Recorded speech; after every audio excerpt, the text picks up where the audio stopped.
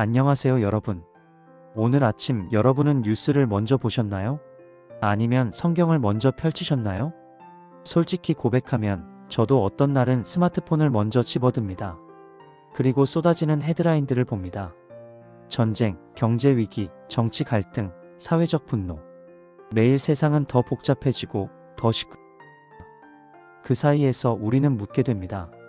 이 거대한 세계의 판에서 내 기도가 무슨 의미가 있을까? 하나님은 정말 이 역사 한가운데에 계신 걸까? 아니면 이미 세상은 너무 멀리 와버린 걸까? 오늘 저는 여러분과 함께 아주 오래된 시편 하나를 펼치려고 합니다. 시편 2편. 이 시편은 지금으로부터 약 3000년 전에 기록되었지만 오늘 우리에게 가장 필요한 메시지를 담고 있습니다. 먼저 하나님 말씀을 읽겠습니다. 시편 2편 1절부터 12절까지입니다. 1. 어찌하여 민족들이 소란하며 어찌하여 나라들이 헛된 일을 꾸미는가? 2. 땅의 왕들이 일어서고 관원들이 서로 함께 모여 여호와와 그의 기름 부음 받은 이를 대적하며 말한다. 3. 그들의 묶은 줄을 끊어버리고 그들의 결박에서 벗어나자. 4. 하늘에 앉으신 분이 웃으신다. 주께서 그들을 비웃으신다. 5. 그때 주께서 진노 가운데 그들에게 말씀하시고 분노 안에서 그들을 놀라게 하신다. 6. 내가 나의 왕을 내 거룩한 산 시온에 세웠다. 7. 내가 여호와의 선포를 전하리라. 그분이 내게 말씀하셨다. 너는 내 아들이다. 오늘 내가 너를 낳았다. 8. 내게 구하라. 내가 민족들을 내 유업으로 주고 땅 끝까지 내 소유로 주리라. 9. 내가 철장으로 그들을 부수며 토기장의 그릇처럼 산산이 깨뜨릴 것이다.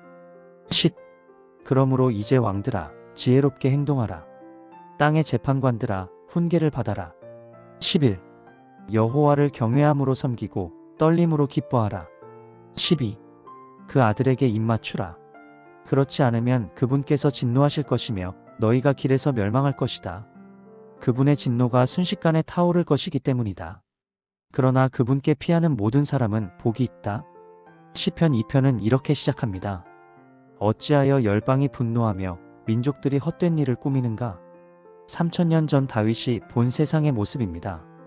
땅의 군왕들이 모이고 통치자들이 함께 모여서 하나님과 그분이 세우신 왕을 대적합니다. 우리가 그들의 맨 것을 끊고 그의 결박을 벗어버리자. 여러분, 이 장면이 낯설지 않으신가요? 오늘날 세상도 마찬가지입니다. 이념과 이념이 충돌하고 나라와 나라가 대립하며 문화와 가치관이 전쟁을 벌입니다. SNS는 분노를 재생산하고 뉴스는 불안을 확대 재생산합니다. 그리고 그 한가운데 우리가 있습니다. 출근길 지하철에서 뉴스를 보며 한숨 쉬는 우리. 퇴근 후 유튜브 알고리즘이 추천하는 자극적인 영상들에 시간을 빼앗기는 우리. 세상의 소란이 마음 안으로 밀려 들어와서 불안이 되고 분노가 되고 냉소가 되고 결국 체념이 됩니다. 어차피 세상은 원래 이런 거야. 내가 뭘 할 수 있겠어? 이 혼란 속에서 하나님의 사람은 어떻게 살아야 하는가? 그리고 누가 진짜 왕이며 누구의 말이 최종 선언인가? 시편 2편 4절이 우리에게 보여주는 장면은 충격적입니다. 하늘에 계신 이가 웃으시며 주께서 그들을 비웃으시리로다. 세상은 소란합니다. 그런데 하늘 보좌는 조용합니다. 군왕들이 모여서 계획을 세우고 민족들이 음모를 꾸미는 동안 하나님은 당황하지 않으십니다. 쫓기지 않으십니다. 오히려 웃으십니다. 이 웃음은 조롱이 아닙니다. 이것은 주권자의 여유입니다. 이미 모든 것을 끝내놓으신 분의 확신입니다. 여러분, 우리가 뉴스에 휩쓸릴 때 하나님은 이미 계획을 끝내놓으셨습니다. 5절과 6절을 보십시오. 하나님께서 진노하시며 말씀하십니다. 내가 나의 왕을 시온 내 거룩한 산에 세웠다. 이 문장의 시제를 주목하십시오. 세웠다? 과거형입니다. 이미 끝난 일입니다. 변경 불가능한 결정입니다. 세상이 아무리 반역하고 열방이 아무리 꾸며도 하나님의 결정은 이미 내려졌습니다. 왕은 이미 세워졌습니다. 여러분의 시선을 옮겨보십시오. 포털 사이트의 실시간 검색어에서 하늘의 회의실로, 유튜브 알고리즘이 추천하는 공포에서 하나님의 보좌로, 거기에는 흔들림이 없습니다. 거기에는 확정된 계획이 있습니다. 그리고 7절입니다. 오늘 우리가 함께 붙들어야 할 말씀입니다. 내가 여호와의 명령을 전하노라. 여호와께서 내게 이르시되 너는 내 아들이라. 오늘 내가 너를 낳았도다. 이것은 선언문입니다. 하나님이 직접 쓰신 하늘의 공식 문서입니다. 역사적으로 이 말씀은 이스라엘의 왕에게 주어진 언약의 언어였습니다. 왕이 즉위할 때 하나님께서 너는 내 아들이다라고 선포하심으로 그의 권위를 확증하셨습니다. 그런데 신약 성경은 이 구절이 궁극적으로 누구를 가리키는지 보여줍니다. 예수 그리스도, 참왕, 참아들. 십자가에서 죽으시고 부활하신 그분을 향해 하나님은 온 우주 앞에서 이 선언문을 다시 읽으셨습니다. 너는 내 아들이라. 그리고 여러분, 이 선언은 거기서 끝나지 않습니다. 예수 그리스도 안에 있는 모든 사람에게 이 선언문은 지금도 유효합니다. 로마서 8장 15절 너희는 다시 무서워하는 종의 영을 받지 아니하고 양자의 영을 받았으므로 우리가 아빠 아버지라고 부르짖느니라. 갈라디아서 3장 26절 너희가 다 믿음으로 말미암아 그리스도 예수 안에서 하나님의 아들이 되었으니 예수님 안에서 하나님은 오늘도 여러분에게 말씀하십니다. 너는 내 아들이라. 너는 내 딸이라. 오늘 내가 다시 너를 붙들어 선언한다. 이것은 여러분이 어제 무엇을 했는지와 상관없는 선언입니다. 이것은 여러분이 오늘 얼마나 성공했는지와 무관한 선언입니다. 이것은 세상이 여러분을 어떻게 평가하는지와 상관없이 하나님이 그리스도 안에서 여러분을 향해 읽어주시는 하늘의 선언문입니다. 하나님의 선언이 당신 인생의 최종 자막입니다. 시편 2편은 경고로 끝나지 않습니다. 초대로 끝납니다. 10절부터 12절 그런즉 왕들아 너희는 지혜를 얻으며 세상의 재판관들아 교훈을 받을지어다. 여호와를 경외함으로 섬기고 떨며 즐거워할지어다. 그의 아들에게 입맞추라. 그 아들에게 입맞추라. 이것은 복종과 사랑, 신뢰의 표시입니다. 하나님이 세우신 왕께 나아가라는 초청입니다. 이 말씀이 오늘 우리에게 주는 세 가지 삶의 원동력을 나누고 싶습니다. 첫째, 정체성의 동력. 나는 누구의 것인가? 세상은 우리에게 수많은 신분증을 줍니다. 회사 명함, 국가의 여권, 학력, 직급, 계좌잔고. 그러나 여러분의 진짜 신분은 그것들이 아닙니다. 여러분은 그 아들에게 속한 자입니다. 여러분의 정체성은 어느 나라 여권보다, 어느 회사 명함보다 하나님의 아들, 하나님의 딸이라는 선언에 있습니다.